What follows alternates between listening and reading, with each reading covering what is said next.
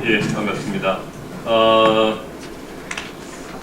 우리나라의 중앙정부와 244개 전혀 여건이 다른 지방자치단체 간에 있어서의 어떤 재정 갈등, 이제 왜 생기고 그 다음에 왜 지금 현재 이렇게 불거지고 있고 어떻게 풀어야 될까라는 부분에 대해서 우리 현진권 박사님께서 굉장히 쉽게 이렇게 풀어서 설명을 해주셨는데요. 그 부분에 전적으로 공감을 하고 있습니다. 여러분들, 지방자치를 우리나라에서도 해야 되는가?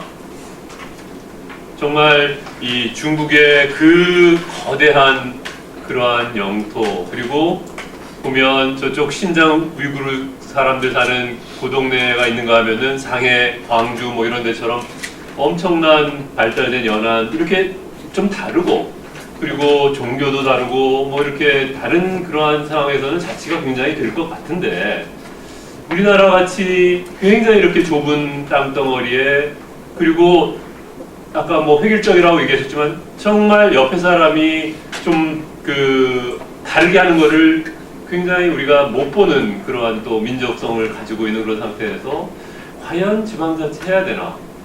라는 그러한 고민을 해보게 됩니다. 그런데 그리고 왜 또 이런 얘기를 하냐 그러면은, 저희가 지방자치 부활한 지 올해가 이제 19년째고 내년이면 이제 20년이 됩니다.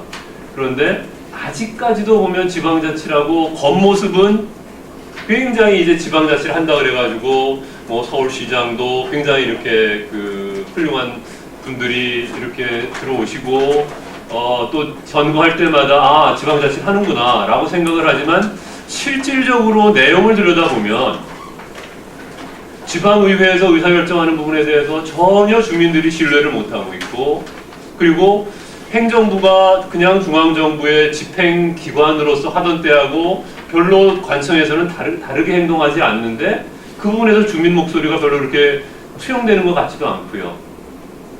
그러면 우리나라는 지방자치 하지 말고 다시 그냥 신중앙 집권으로 가야 되는가? 실질적으로 우리는 지방자치 하면 제대로 해본 적도 없는데 라는 부분에 대해서 근본적으로 좀 고민을 해볼 때가 됐다. 그리고 그런 의미에서 지금 불거지고 있는 무상보육이나 무상급식이나 아니면 SOC 부분에 있어서 지역 공약 부분에 있어서 과연 그것이 어떻게 실현 가능하려고 그러면은 어떻게 재원을 분담해서 그거를 현실화 시킬 것인가 라는 부분이 불거지고 있는 이 시점에 이 논쟁은, 그리고 뜨거운 논란은 지방자치 측면에서 봐서는 굉장히 고마운 계기다, 이렇게 생각을 합니다.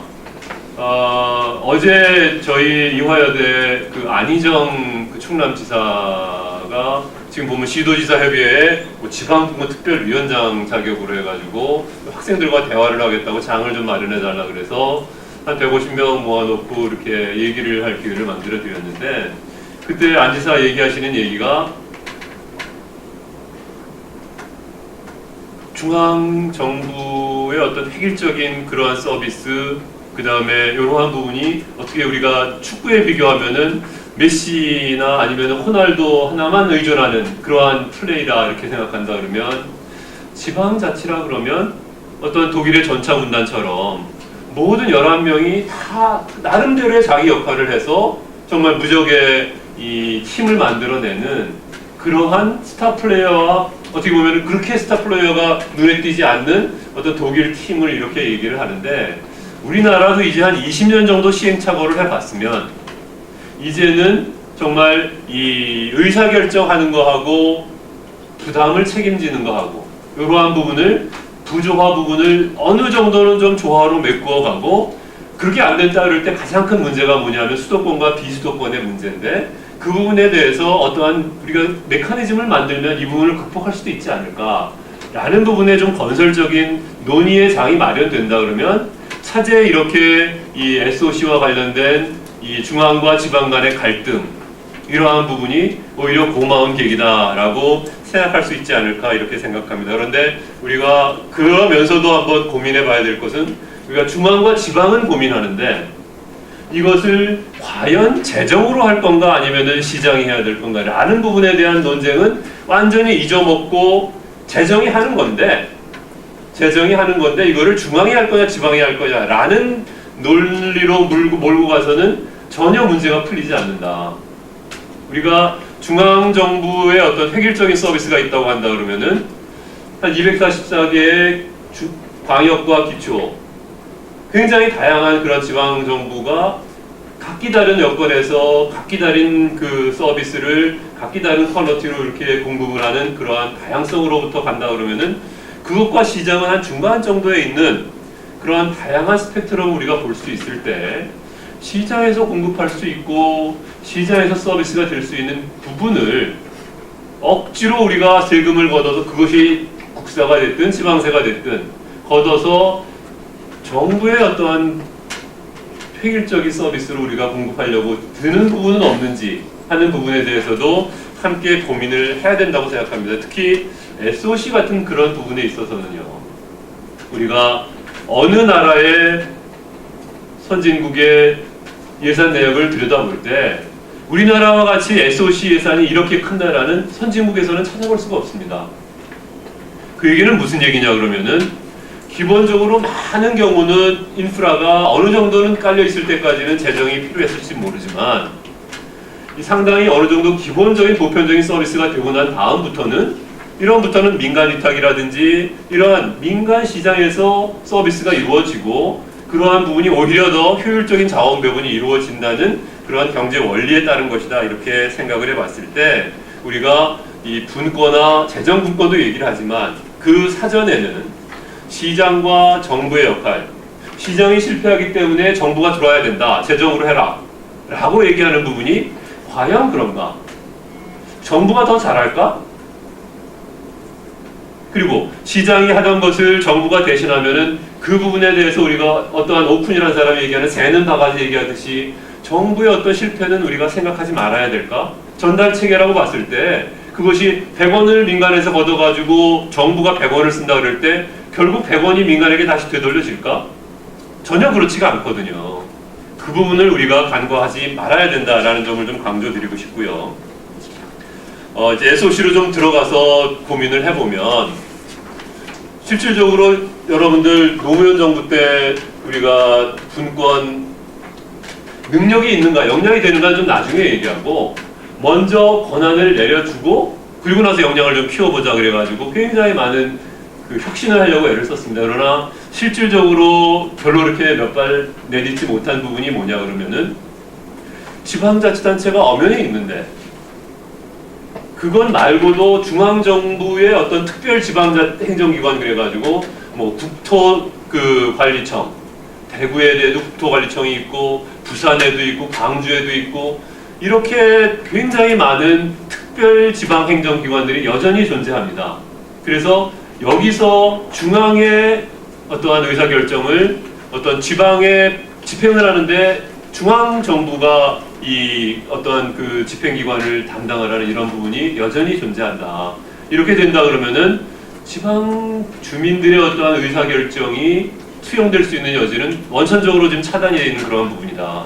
따라서 우리가 이 SOC 관련된 지방 분권을 얘기할 때는 우리가 특별 지방행정기관의 어떤 일반 지방행정기관화, 다시 말씀드려서 지방국토관리청 같은 것은 당연히 시도에서 담당을 할 수 있게 만들어주고 국토교육통부 같은 경우에 있어서는 정책 집행, 그 의사결정만 담당을 하고 필요한 부분에 있어서는 보조금을 통해서 어떠한 외부 효과 부분을 교정하는 그러한 노력을 기울이는 것이 타당하지 않을까 이렇게 생각을 합니다.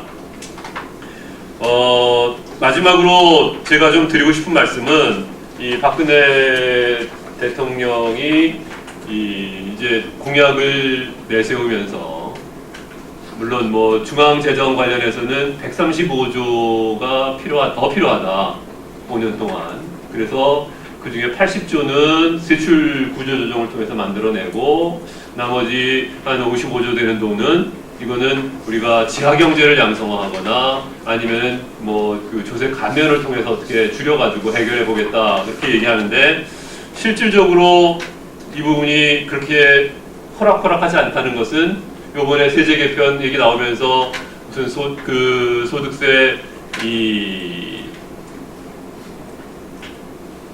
이 공제 제도를 이제 세액공제로 바꾸는 그러한 부분도 그 하나도 지금 해결을 못 해가지고 이렇게 많은 그 갈등을 빚고 있는 걸 봤을 때 과연 세출 구조 조정을 통해서 이만큼 재원을 마련할 수 있을까?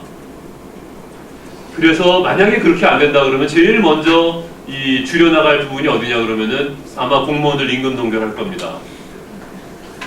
그러고 나면은 그 다음은 어디냐 보면 이제 SOC 줄여나갈 거거든요.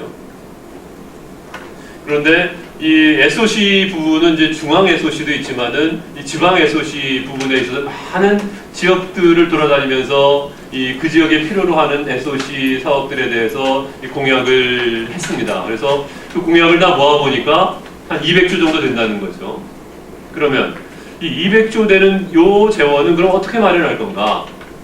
지금 135조도 해결할 기미가 보이지 않고 당장 세입은 올해 상반기만 해도 40조 이상이 벌써 이 빵꾸가 나가지고 이 적자를 어떻게 메꾸는가라는 것을 지금 고민하고 있는 마당에서 그랬을 때 이 조금 더 지금보다는 엄격한 잣대를 들이대서 과연 이 사업들이 필요한가라는 부분을 한 원점에서 재검토를 해볼 필요가 있겠다. 반드시 필요한 SOC 사업이라고 한다 그러면 그 부분에 대해서 이니셔티브는 중앙이 주지 말자.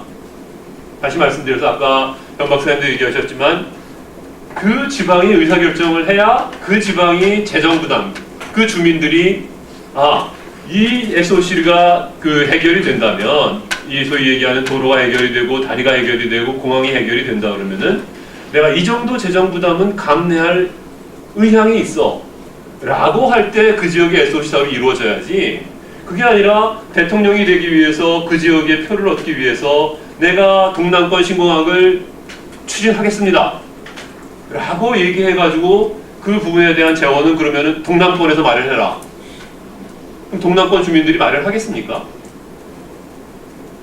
그래서 의사결정 구조하고 그게 세출분권이라고도 얘기할 수 있을 텐데 그 부분에 있어서 세입분권을 얘기하려고 그러면은 소위 얘기하는 경성 예산 제약이 반드시 이루어져야 됩니다. 무슨 말이냐 그러면 못 사는 지역이 있고 잘 사는 지역이 있죠. 그것을 위해서 우리가 국세는 80을 걷고 지방세는 20을 걷습니다.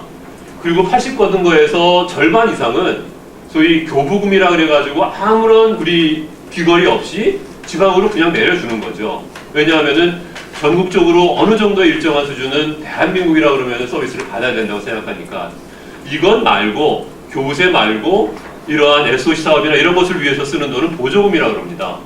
그런데 보조금을 과연 얼마나 줄 수 있을까?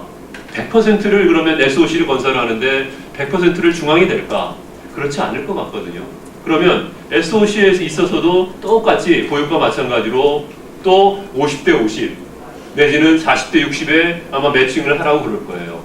그런데 그 부분에 대한 의사결정을 과연 지방이 추가적으로 부담을 할 수 있을까? 그러지 않아도 지금 복지 재정 부담하느라고 엄청나게 허덕거리고 지금 그 지방 재정의 위기다라고 그런 상황 속에서 과연 이 부분이 해결이 될까라는 부분을 고민할 때 정말 우리가 세입의 분권이라고 얘기하는 이 추가적인 의사결정을 하고 추가적인 사업을 할 때는 반드시 그 지역 주민의 부담에 의해서 해결하도록 하자.